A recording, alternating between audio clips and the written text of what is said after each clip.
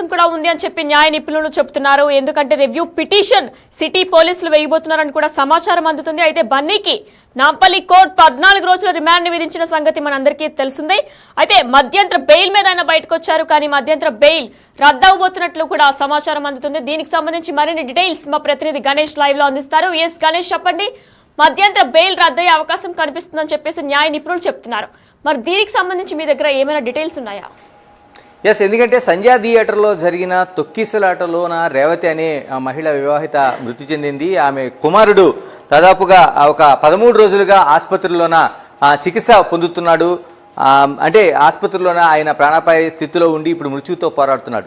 అంటే టోటల్గా జరుగుతున్న దాంట్లోన అల్లు అర్జున్కి బెయిల్, ఆయనకి జైలు 18 మంది దాంట్లోన రిమాండ్ వేయడానికి దాదాపు 11వ ముద్దాయిగా ఉన్నాడు. ఆయన తీసుకెళ్లారు. తర్వాత నాంపల్లి కోర్టులో ఆయన సంబంధించిన కేసు నడిచింది. 14 రోజుల పాటు రిమాండ్ విధించారు. అంటే ఇక్కడ వరకు ఆ కేసు చాలా ఉత్కంఠ నడిచింది. అల్లు అర్జున్ వచ్చిన తర్వాత ఆ రోజు ఉదయం నుంచి పోలీసులు తీసుకెళ్లడం దగ్గర నుంచి నాంపల్లి కోర్టులో ప్రవేశపెట్టడం, కింది కోర్టులో ప్రవేశపెట్టిన తర్వాత ఆయనకి జైలు శిక్ష ఖచ్చితంగా ఉంటుందనేది 14 రోజుల పాటు రిమాండ్ విధించారు. కానీ ఇంతలోనే అంటే పూర్తిగా గడిచిన మధ్యాహ్నం లంచ్ మోషన్ పిటిషన్ దాఖలు చేశారు అత్యవసరంగా. కానీ లంచ్ మోషన్ 12 గంటల నుంచి 2 గంటల లోపల జరగాల్సింది. సాయంత్రం వరకు లంచ్ మోషన్ పిటిషన్ నడిచింది. దానిపైన ఇంట్రీమ్ బెయిల్, ఏదైతే మధ్యంతరంగా కూడా ఇంట్రీమ్ బెయిల్ పిటిషన్ అయితే హైకోర్టులో మూవ్ చేశారు. బెయిల్ వచ్చింది. కానీ ఏదైతే బెయిల్కి సంబంధించిన ఆ కోర్టు జైలుకి సంబంధించిన ఆ పిటిషన్ వాళ్ళకి ఆ పత్రాలని వెళ్లాల్సిన దాంట్లో కొంత ఆలస్యం జరగడంతో ఆయన ఆ రోజు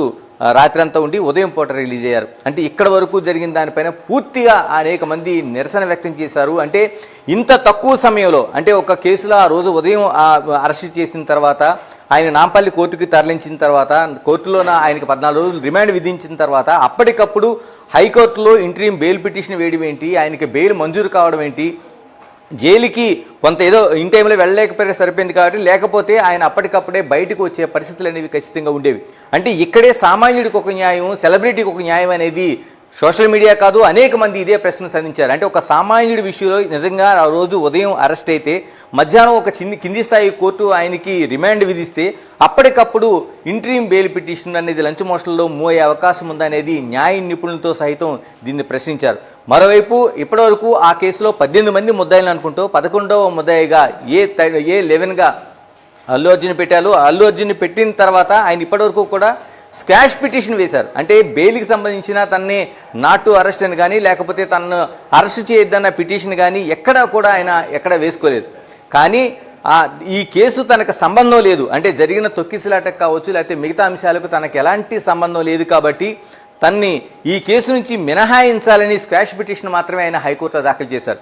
అంటే స్క్వాష్ పిటిషన్ ఇంకా విచారణలో ఉండగానే ఇక్కడ పోలీసులు అరెస్ట్ చేశారు. అరెస్ట్ చేసి ఆయన్ని నాంపల్లి కోర్టులో ప్రవేశపెట్టారు. 14 రోజుల పాటు రిమాండ్ విధించారు. ఆ తర్వాత ఆకస్మికంగా ఇంట్రీమ్ బెయిల్ కోసం హైకోర్టులో ఎలా మూవ్ చేశారనేది ఇప్పుడు న్యాయ నిపుణులకి అతిపెద్ద సవాల్గా ఆ రోజున నిలిచిన తర్వాత దానికి ఇప్పుడు అనేక తర్జన భర్జన జరిగిన తర్వాత ఈ రోజు వరకు కూడా ఆయన ఆ రోజు 12 గంటల్లో మొత్తం అరెస్టు, రిమాండు, తర్వాత ఇంట్రీమ్ బెయిల్, తర్వాత జైలు నుంచి బయటకు వచ్చాడు అనేది 12 గంటల పాటు ఒక చక్రం తిరిగినట్టుగా వచ్చింది. అంటే సినిమాల్లో మనం చూస్తున్న ఘటనలాగా 2.5 గంటల సినిమాలో 3 గంటల సినిమాల్లోనూ ఒక హీరోకి సంబంధించిన కేసు, తర్వాత జైలు, బయటికి రావడం, బెయిల్స్ అన్నీ ఒకసారి జరిగిపోతాయి. అలాగా అల్లు అర్జున్ ఏదైతే ఈ కేసు ఉందో సంజయ్ థియేటర్ కేసుకు సంబంధించి 12 గంటల్లో మొత్తం జరిగిపోయింది. దీనిపైన ఇప్పటికే అనేక చర్చలు జరిగినాయి. ఇలాంటి పరిస్థితుల మధ్య ఆయన ఇంటికి వచ్చిన తర్వాత జరిగిన హడావిడిని చాలా వరకు సోషల్ మీడియా కాదు బయట సమాజం అంతా కూడా తీవ్ర నిరసన వ్యక్తం చేసింది. అంటే ఏం సాధించారని, అల్లు అర్జున్ ఏం సాధించారో ఆయన ఇంటికి వచ్చిన తర్వాత అనేక మంది సెలబ్రిటీలు, అంటే చిరంజీవి కావచ్చు, నాగబాబు కావచ్చు, లేకపోతే సురేఖ వాళ్ళ మేనత్త కావచ్చు, వీళ్ళందరికీ కుటుంబ సమస్య కాబట్టి కుటుంబంలో ఒక వ్యక్తి అరెస్ట్ అయిన తర్వాత వాళ్ళకి సానుభూతి ఉంటుంది.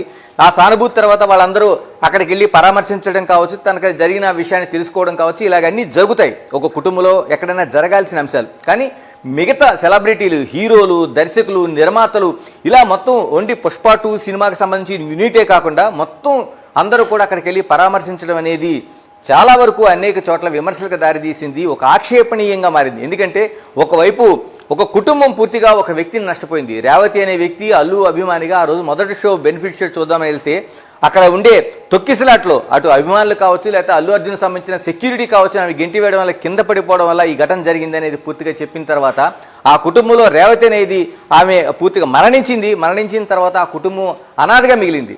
ఎందుకంటే భాస్కర్ ఆ పిల్లల్ని, ఒక చిన్న పాప, తర్వాత మృత్యుతో పోరాడుతున్న శ్రీతేజ హాస్పిటల్లో దాదాపుగా 13 రోజులుగా కిమ్స్ హాస్పిటల్లో చికిత్స పొందుతున్నాడు.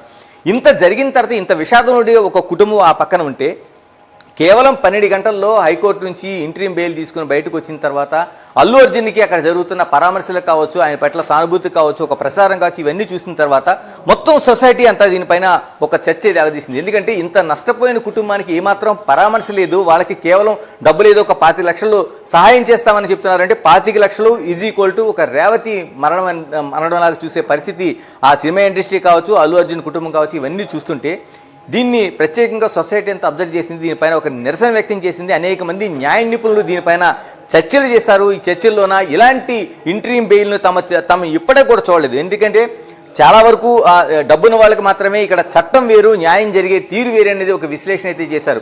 చట్టం తన పని తాను చేసుకుపోతున్న తర్వాత కూడా ఇలాగా ఇంట్రీమ్ బెయిల్ రూపంలో తీసుకురావడాన్ని వాళ్ళు తప్పుపట్టారు. ఒక సామాన్యుడికి ఇలాంటి న్యాయం జరుగుతుందనేది కూడా ఒక ప్రశ్నించారు.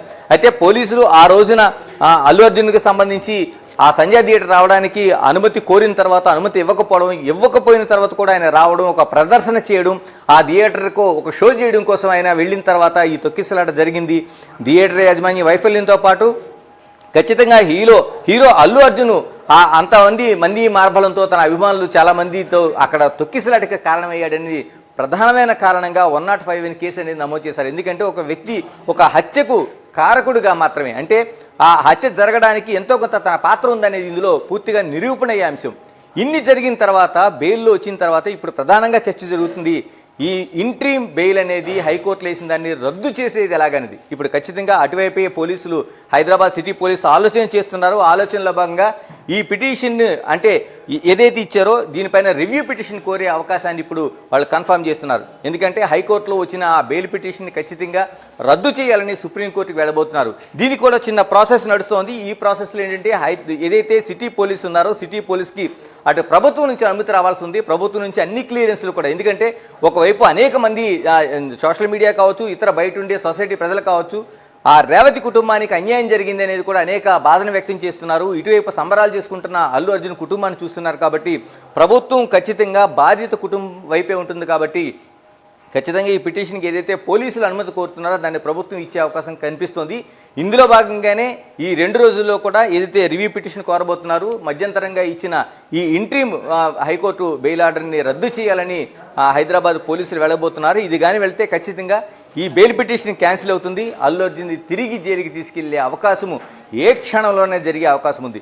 దీనిపైన ఇప్పటికే న్యాయ నిపుణులు అనేక మంది నిరసన వ్యక్తం చేస్తున్నారు. ఆ రోజున ఎన్ని కోట్ల రూపాయలు చేతులు మారితే కానీ ఈ రోజున ఆ విధంగా బెయిల్ పిటిషన్ వెళ్లాల్సిన అవసరం ఉంది. ఎందుకంటే చట్టం దాన్ని అమలు చేసుకోవాల్సిన తీరు న్యాయ రూపంలో వెళ్లాలంటే అనేక మంది లాయర్లు ఉండాలి. ఒకవైపు అప్పటికప్పుడు ఇంట్రీమ్ పిటిషన్ దాఖలు చేయడంతో పాటు ఆ బెయిల్ ఆర్డర్లు అంటే లంచ్ మోషన్ 1 నుంచి 2 గంటలు జరగాల్సింది సాయంత్రం 5 గంటల వరకు జరిగింది. అక్కడి నుంచి హైకోర్టు ఆదేశాలను తీసుకుని జైలుకి వెళ్ళడం, జైల్లో సబ్మిట్ చేయడం, ఆ రోజు ఉదయానికి 6 గంటల తర్వాత 1 నిమిషం కూడా ఆలస్యం లేకుండా వాళ్ళని విడుదల చేయడం అనేది చూస్తే ఈ ప్రాసెస్ అంతా చూసిన తర్వాత ఖచ్చితంగా ప్రజలు అనేక మంది న్యాయం నువ్వు ఎక్కడున్నావని ప్రశ్నిస్తున్నారు. చట్టం నువ్వు సీరియస్గా చర్యలు తీసుకోవాలనేది డిమాండ్ చేస్తున్నారు. ఈ 2 డిమాండ్లు అంటే న్యాయం కావాలనేది ఒకటైతే చట్టం కఠినంగా శిక్షించాలి, కఠినంగా యాక్షన్ తీసుకోవాలని ఏదైతే డిమాండ్ ఉందో ప్రభుత్వం ఆ వైపుగానే ఆలోచన చేస్తున్నట్లుగా మనకు కనిపిస్తుంది. ఇందులో భాగంగా ఇప్పుడు వేసిన మధ్యంతర అంటే ఇంట్రీమ్ బెయిల్ పిటిషన్ ఏదైతే ఉందో క్యాన్సిల్ కోసం ప్రభుత్వం వైపు పోలీసులు ఒక విజ్ఞప్తి చేశారు. దాన్ని ఖచ్చితంగా ఆమోదించినట్లుగా తెలుస్తుంది. ఈ నేపథ్యంలో ఈ 2 రోజుల్లో కూడా హైదరాబాద్ పోలీసు సుప్రీంకోర్టులో ఒక పిటిషన్ అంటే రివ్యూ పిటిషన్ కోరబోతుంది. ఎందుకు ఇవ్వాల్సిన అవసరం వచ్చింది? ఇప్పుడు నిజంగానే అల్లు అర్జున్ లేకపోవడం వల్ల ఆ రోజు న్యాయ నిపుణులు కూడా ఇదే అంశాన్ని చర్చించారు. అల్లు అర్జున్ లేకపోవడం వల్ల అంత అర్జెంటుగా bail petition interim bail petition ఇవ్వాల్సిన అవసరం ఏముందని ప్రశ్నించారు. ఎందుకంటే ఇలాంటి సంఘటనలు చాలా వరకు ఆ వ్యక్తి లేకపోతే అనేక పనులు ఆగిపోయే అవకాశం ఉంటుంది. అంటే అందులోన ఒక ప్రముఖమైన డాక్టర్ కావచ్చు, ఆయన కార్డియాలజిస్ట్ కావచ్చు, ఒక సర్జరీ చేసే ముందు ఆయన కానీ ఇటువంటి బెయిల్ పిటిషన్ అవసరం. ఎందుకంటే ఆయన చేయాల్సిన సర్జరీస్ చాలా ఉన్నాయి. కాబట్టి అందులోంచి ఆయన వెళ్ళకపోతే అనేక మంది ప్రాణాలు కోల్పోతారు కాబట్టి అర్జెంటుగా లంచ్ మోషన్లోనో ఇంకోటో లేకపోతే ఇతర పద్ధతుల్లో ఇంటరీమ్ బెయిల్ పిటిషన్ వేసి వాళ్ళని బయటికి తీసుకొచ్చే అవకాశం ఉంది. లేకపోతే ఒక చట్టసభలకు సంబంధించిన హాజరు కావాలి, అటువంటిది మనకి ఇప్పుడు జమిలీ కావచ్చు, ఇటువంటి వాటిలో ఓటింగ్కి వెళ్లాల్సిన అవసరం ఉంది కాబట్టి ఈయన అర్జెంటుగా ఆ పార్లమెంటుకో ఎగువ సభకో దిగువ సభకో వెళ్ళి అక్కడ ఓటు వేయాల్సిన అవసరం ఉంది. ఎందుకంటే కొన్ని కోట్ల మందికి సంబంధించిన ఒక చర్చ జరుగుతుంది కాబట్టి ఆ చర్చకి సంబంధించిన ఓటు వేయాల్సిన అవసరం ఉంది. ఆయన పార్లమెంట్ సభ్యుడో రాజ్యసభ సభ్యుడో కాబట్టి ఆయన వెళ్లాల్సిన అవసరం ఉందనేది అప్పుడు అందులో బెయిల్ పిటిషన్కి ఈ ఇంట్రీమ్ బెయిల్ పిటిషన్ అర్జెంటుగా లంచ్ మోషన్లో చేయాల్సిన అవసరం ఉంది. ఇలాగ అత్యవసర పరిస్థితులు మాత్రమే, అంటే ఇలా అత్యవసర పరిస్థితులు కాకపోతే ఎందుకు ఇవ్వాల్సిన అవసరం ఉందని. ఇంకోటి అల్లు అర్జున్కి సంబంధించిన బెయిల్లో కీలకంగా మనకి వచ్చిన ప్రధానమైన ప్రశ్న, పుష్ప సినిమా షూటింగ్ అయిపోయింది, 2 రిలీజ్ అయింది, ఆ సక్సెస్ మీట్లు చేసుకున్నారు, అంతా సజావుగా జరుగుతున్న టైంలో ఆయనకి ఎలాంటి దీనివల్ల లేదు. అంటే ఆయన హాజరు ఉండాల్సింది. అంటే ఆయన నిజంగా సినిమా షూటింగ్ అయితే సినిమా షూటింగ్ అవుతున్నప్పుడు ఆయనతో ముడిపడి ఉంది కాబట్టి కొన్ని వందల మంది అక్కడ యూనిట్ సభ్యులు ఉంటారు, లేకపోతే మిగతా అంతా వాళ్ళు ఎస్టాబ్లిష్మెంట్ అంతా చేసుకుని ఉంటారు. కాబట్టి అలా చేసుకున్న సమయంలోన అక్కడ కానీ వెళ్ళకపోతే అదంతా నష్టం జరుగుతుంది. కాబట్టి అటువైపు నుంచి ఆలోచన చేయడానికైనా అయి ఉండాలి. కానీ పుష్ప సినిమా 2 అనేది పూర్తయింది, రిలీజ్ అయిపోయింది. రిలీజ్ సందర్భంలో ఇంత గందరగోళం జరిగింది కాబట్టి ఆయన ఖాళీగానే ఉన్నారు. అంటే ఎక్కడ కూడా బెయిల్ పిటిషన్ అంత అర్జెంటుగా మూవ్ చేయాల్సిన అవసరం లేదు. కానీ ఎందుకు మూవ్ చేశారు? ఇక్కడ సెలబ్రిటీగా చూసారా, సామాన్యుడిగా చూసారా?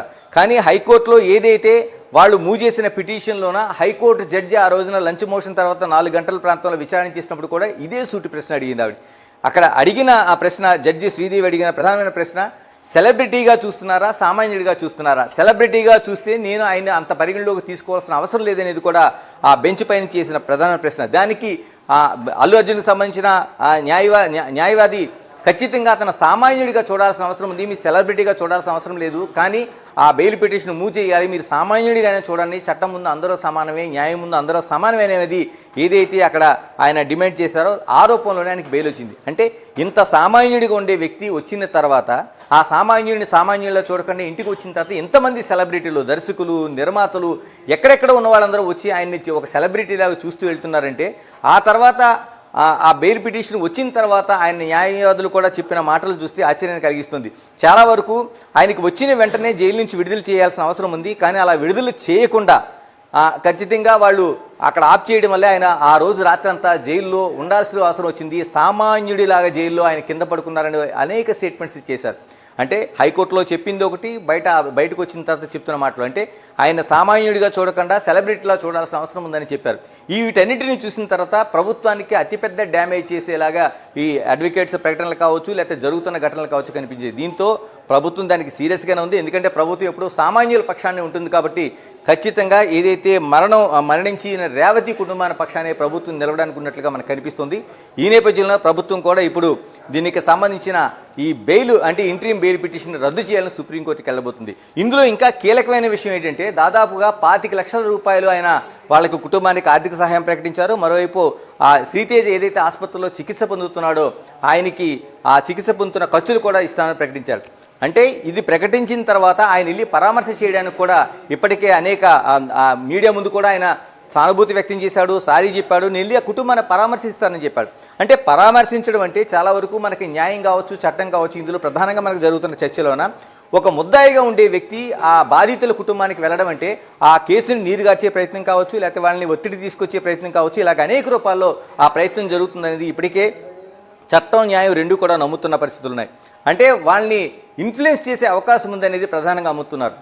అందుకనే ఈ 2 రోజులుగా జరుగుతున్న చర్చలో ఆ కుటుంబం దగ్గరికి వెళ్ళడానికి వీలేదనేది అనేక వాయిస్ల రూపంలో వ్యక్తమైన అల్లు అర్జున్ అక్కడికి కానీ వెళితే ఖచ్చితంగా కేసును నీరుగార్చే ప్రయత్నం చేస్తారని ఇలాంటి జరుగుతున్న సందర్భంలోనే ఏదైతే భాస్కర్ ఉన్నాడో అంటే రేవతి భర్త భాస్కర్ ఉన్నాడో తాను కేసు విత్డ్రా చేసుకున్నట్టు కూడా ప్రకటించాడు. అంటే ఎంత ఒత్తిడికి గురైతే అంటే అటువైపు నుంచి కేవలం డబ్బులు కూడా కాదు, కుటుంబంలో భార్యను కోల్పోయాడు, ఆ కొడుకు తిరిగి వస్తాడో లేదో ఒక మృత్యుతో పోరాడుతున్న పరిస్థితులు కిమ్స్ హాస్పిటల్లో జరుగుతున్నాయి. ఇంత ఒత్తిడి మధ్య ఆ చిన్న పాపను తన వద్ద ఉంచుకొని సాగుతూ చాలా ఇబ్బందులు పడుతున్న పరిస్థితుల్లో ఈ కేసు నుంచి విత్డ్రా అవుతానని ప్రకటించాడంటే ఎంత ఒత్తిడి ఉంటుందనేది కూడా ఇప్పుడు సొసైటీలో అతిపెద్ద చర్చ జరుగుతుంది. అందుకని ఇన్ని పరిస్థితుల మధ్య చూసిన తర్వాత అల్లు అర్జున్ బయట ఉండడం అనేది కరెక్ట్ కాదు. ఆయన ఉన్నాడంటే ఖచ్చితంగా ఈ కేసుని ఇన్ఫ్లుయెన్స్ చేస్తాడు. అటు భాస్కర్ కుటుంబాన్ని, అంటే చనిపోయిన రేవతి కుటుంబాన్ని కావచ్చు, లేకపోతే ఇతరత్రా కావచ్చు, లేదంటే ఏదైతే మధ్యంతర బెయిల్ అంటే ఇంట్రీమ్ బెయిల్ తీసుకొచ్చిన ఆ ఒత్తిడి తీసుకొచ్చిన సన్నివేశాలు కావచ్చు, ఇవన్నీ చూసిన తర్వాత ఖచ్చితంగా ఇతని బెయిల్ పిటిషన్ క్యాన్సిల్ చేసి ఖచ్చితంగా అల్లు అర్జున్ లోపల ఉండాల్సింది అనేది పోలీసులు ఒక నిశ్చయానికి వచ్చారు. ఇది 2 రోజులు అమలు జరిగే అవకాశం ఉంది. ఇది కానీ సుప్రీంకోర్టులో కానీ రివ్యూ పిటిషన్ పైన చేసి ఆ ఇంట్రీమ్ బెయిల్ని కానీ తిరస్కరిస్తే ఖచ్చితంగా అల్లు అర్జున్ మళ్ళీ జైలుకి వెళ్లాల్సిన అవసరం ఉంటుంది. గణేష్, మరి మనం చూసుకున్నట్లయితే మీరు చెప్పినట్టుగా అల్లు అర్జున్ పరామర్శించడానికి ఎంతో మంది సినీ పెద్దలు కూడా కలవడం జరిగింది. అయితే దీని తర్వాత శ్రీతేష్ చెల్లితో కూడా గత 2 రోజుల క్రితం బిగ్ టీవీ మాట్లాడింది. హృదయం కలిచివేసే మాటలే తను మాట్లాడింది. అందరికీ కూడా ఎంతో బాధగా అనిపించింది. అన్నయ్య వచ్చాక నేను స్కూల్కి వెళ్తాను, అమ్మ ఊరెళ్ళింది, ఇటువంటి మాటలు మాట్లాడింది. అందరికీ కూడా హృదయం కలిచివేసే మాటలనే చెప్పుకోవాలి. అయితే శ్రీతేష్ పరిస్థితి అసలు ఎలా ఉంది ఇప్పుడు? పరిస్థితి దాదాపు 13 రోజులుగా ఆసుపత్రిలో ఆయన చికిత్స పొందుతున్నాడు. మృత్యువుతో పోరాడుతున్నాడనే చెప్పాలి. ఎందుకంటే ఆసుపత్రి సిబ్బంది విడుదల చేస్తున్న హెల్త్ బులెటిన్లో అతను స్పందిస్తున్నాడు తప్ప అతని కోలుకున్నాడని కూడా ఎక్కడా కూడా మనకి చెప్తున్న సందర్భాలు, దాఖలాలు కనిపించడం లేదు. నిన్న కూడా మహిళా కమిషన్ చైర్పర్సన్ శారద అక్కడికి నేరేళ్ల శారద వెళ్ళి పరామర్శించారు. ఆసుపత్రిలో ఉండే కండిషన్ తెలుసుకున్నారు. కానీ డాక్టర్లు ఇన్ని రోజుల్లో శ్రీతేజ చికిత్స పొందుతూ బయటికి వస్తాడనేది మాత్రం ఎక్కడా కూడా గ్యారంటీ ఇవ్వడం లేదు. ఆయన ఇప్పటికే ఐసీయూలోనే చికిత్స పొందుతున్నాడు. అంటే ఒకవైపు ఐసీయూలో కుటుంబ ఏదైతే ఉందో దాన్ని ఆ భాస్కర్, ఒక భార్య పోయిన దుఃఖంలో, రేవతి పోయిన దుఃఖంలో భాస్కర్ ఉన్నాడు. ఆ తర్వాత ఆ కుమారుడు ఎప్పుడు బయటకు వస్తాడని ఎదురు చూస్తూ ఆసుపత్రి చుట్టే తిరుగుతున్నాడు. దాంతోపాటు ఆ చిన్నారిని, అంటే ఆ చిన్నపిల్లని తీసుకుని హాస్పిటల్ దగ్గర ఉంటున్నాడు. నిన్న మన బిగ్ టీవీ చేసిన ఏదైతే ఒక ఇంటర్వ్యూ ఉందో, సుజాతారెడ్డి మన రిపోర్టర్, మన ప్రతినిధి సుజాతారెడ్డి చేసిన ఇంటర్వ్యూ ఇప్పుడు వైరల్ అవుతుంది. ఆ మాటలు చూస్తే ప్రతి ఒక్కరూ చలించిపోవాల్సిందే. ఎందుకంటే అమ్మ ఊరెళ్ళింది, అన్నయ్య ఆసుపత్రిలో ఉన్నాడు, అందుకే నాన్న అక్కడ తీసుకెళ్తున్నాడు, అమ్మ వచ్చిన తర్వాత కలుస్తానని ఆ చిన్నారి చెప్తుందంటే తన తల్లి రేవతి చనిపోయిన విషయం తెలీదు, తన అన్నకి ఏం జరిగిందో తెలీదు, తన తండ్రి ఎందుకు తీసుకెళ్తున్నాడో తెలీదు, తను ఎందుకు ఇంటికి ఆసుపత్రికి తిరుగుతున్నానో, ఒంటరిగా ఉంటున్నానో తెలీదు. ఇంత అంటే ఏ కుటుంబం అయినా ఇలాంటి సిచ్యువేషన్లో ఉంటే అంతకంటే హృదయ విదాకరమైన బాధ కానీ, అంతకంటే సీరియస్ కండిషన్ కానీ, అంతకంటే విషాదం కానీ ఎక్కడ ఉండదని చెప్పాలి. ఆ మాటలు వింటుంటే ప్రతి ఒక్కరు కూడా కన్నీళ్ళు వస్తున్నాయి. అందుకనే సోషల్ మీడియాలో అతిపెద్దగా ఆ వీడియోని, ఏదైతే మన రిపోర్టర్ చేసిన వీడియో ఉందో ఆ వీడియో వైరల్ అవుతుంది. ప్రతి ఒక్కరు కూడా కన్నీళ్ళు చెప్పిస్తున్నారు. దానికి కిందన కామెంట్స్ చూస్తుంటే హృదయ విదాకరంగా, ఏ కుటుంబానికి ఇలాంటి కష్టం రాకూడదనేది ఆ కామెంట్స్ అనేవి కనిపిస్తున్నాయి. ఇన్ని జరుగుతున్న తర్వాత ఒక్కసారి సీన్ కట్ చేసి ఇటువైపుకి వెళ్తే సేమ్ అదే కుటుంబం, అల్లు అర్జున్ కుటుంబం సేమ్ అలాంటిదే. 12 గంటల పాటు ఇంట్లో కనిపించకపోతే ఆ కుటుంబ సభ్యులందరూ అసలు దిక్కుతోచిన పరిస్థితికి చేరుకున్నారు.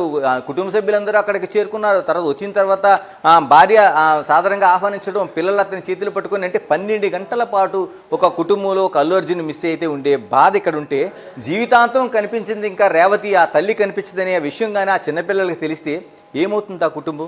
నిజంగా ఆసుపత్రి నుంచి శ్రీతేజ కోలుకొని బయటికి రావాలని మనం మనస్ఫూర్తిగా కోరుకుందాం. కానీ అలాంటిది కానీ జరగకుండా ఉంటే ఆ కుటుంబం ఏమైపోవాలి? అంటే ఆ తల్లి కూతురు, తండ్రి ఆ కూతురు ఏమైపోవాలి అసలు? అంటే ఒక కుటుంబాన్ని నష్టపోయిన కుటుంబం ఇంత విషాదంలో ఉంటే 12 గంటల పాటు కనిపించకపోతే దాన్ని పెద్ద ఇష్యూగా తీసుకుని వాళ్ళు బాధపడుతున్నారంటే ఏ విధంగా బేరీ చేయాలి? ఖచ్చితంగా ప్రభుత్వం పేదల పక్షాన ఉండి ఇదే ఆలోచిస్తుంది. రేవతి కుటుంబానికి అండగా నిలవాలని ఆలోచన చేస్తుంది. రేవతి కుటుంబం కష్టం ప్రభుత్వ కష్టంగా భావిస్తుంది. ఇందుకే ఏదైతే బెయిల్ పిటిషన్ ఉందో, ఏదైతే పోలీసులు ఆ మధ్యంతర బెయిల్ పిటిషన్, రివ్యూ పిటిషన్ పైన తాము రివ్యూకి వెళ్తాం సుప్రీంకోర్టుకి అనగానే దానికి అంగీకరించే పరిస్థితులు కనిపిస్తున్నాయి. ఏదేమైనా 2 రోజుల్లో కానీ ఇది జరిగితే అల్లు అర్జున్ తిరిగి మళ్ళీ చెంచల్గూడ జైలుకి చేరే అవకాశం ఉంది. Right, thank you Ganesh. అయితే అల్లు